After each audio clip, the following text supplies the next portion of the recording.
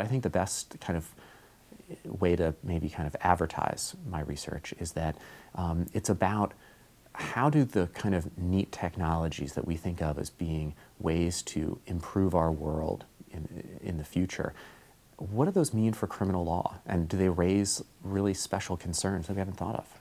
So I'm trying to answer that question. I did a little bit of just background research to see what sorts of technologies are out there, and I came upon a technology that I found to be really interesting. Usually the way that we try to fight crime is we try to convince people it's a bad idea. So we make sure we can catch them when they do it, and we punish them severely when we do. The DADS technology essentially tries to assess a driver's alcohol level at the time they start their vehicle by either analyzing the air in the car based on the exhaled breath of the driver, or they would do it by shining light into the fingertip of the driver and measuring how that light is reflected back. And if they have any alcohol in the system, the car won't start. So that got me thinking, drunk driving is a really challenging and difficult problem for us. I mean, we've kind of tried all the typical methods. We have drunk driving checkpoints to catch people when they do it. We punish them extremely severely when we catch them.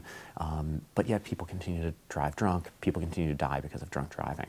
And so I thought it was just an interesting test case to look at and to really think about, okay, what are the benefits here? But are there costs that we don't see of preventing people from engaging in criminal conduct?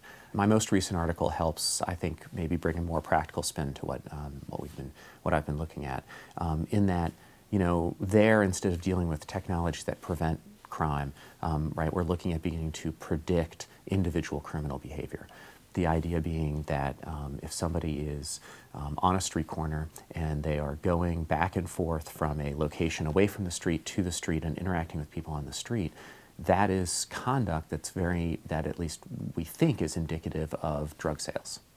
But the technologies are kind of allowing that to move even one step further, where instead of people saying, well, we think that this is what people do when they engage in drug sales or whatever, it instead says, all right, we're going to look at all of this information and decide what really correlates to criminal activity, thus allowing better predictions. And that relates to the job of lawyers, in that when a defendant is arrested, the attorney for the defendant argues, look, there wasn't probable cause. There wasn't enough reason to suspect my client was engaged in criminal conduct to stop him, to search him.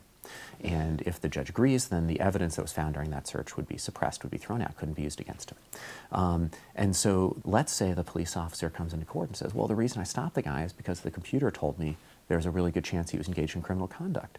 What is a court supposed to do with that? I mean, how does a court assess a prediction spit out by a computer to determine whether or not that's enough to justify stopping and searching somebody?